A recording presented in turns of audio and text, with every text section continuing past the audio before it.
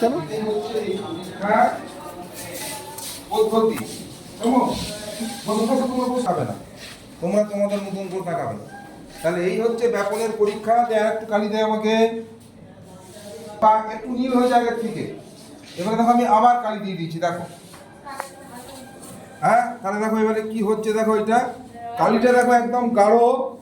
সেই গাঢ় কালিটা দেখো আস্তে আস্তে কিভাবে জলের মধ্যে মিশছে। দেখো নুনটা দাও, আর একবার নুনটা, লবণের কৌটোটা দাও। আর এইটাতে আমি লবণ দিয়েছি, তাহলে আমরা লবণ দিয়েছি ভুলে গেছিল। আমি আবার এইখানেতে লবণ দিচ্ছি, দেখো লবণ দিয়ে আমি রাখলাম, খানিকক্ষণ পরে অপেক্ষা করবো।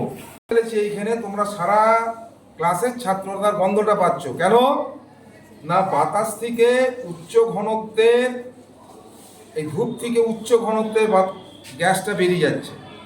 ঘরের মধ্যে যে বাতাস আছে, সেই বাতাসে ধূপটার গন্ধটা ছড়িয়ে পড়েছে। ফলে আমি এই ব্ল্যাকবোর্ডের কাছে ধূপটা জ্বেলেছি, কিন্তু তোমরা লাস্ট বেঞ্চের ছেলেরাও পর্যন্ত গন্ধটাকে পাচ্ছ, তাই তো? আচ্ছা, আর একটা পরীক্ষা আমি এখানে করেছি যে জলের মধ্যে আমি কিশমিশ দিয়েছি, কিশমিশগুলোর ঘনত্ব বেশি ছিল। এবারে কিশমিশগুলো দেখো আস্তে আস্তে মোটা হচ্ছে, ফুলছে। কেমন? তুমি তোমার পুরো আগের কিশমিশগুলো দাও, তাহলে তুমি বুঝতে পারবে, পার্থক্যটা বুঝতে পারবে।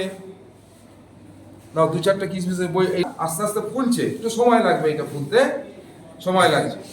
তাহলে আমরা এই পরীক্ষাগুলো থেকে আমরা প্রমাণ করলাম ব্যাপন। এই ব্যাপনের পরীক্ষা কিন্তু আমাদের জীবনে, আমাদের এবং জীবজগতে প্রযোজ্য।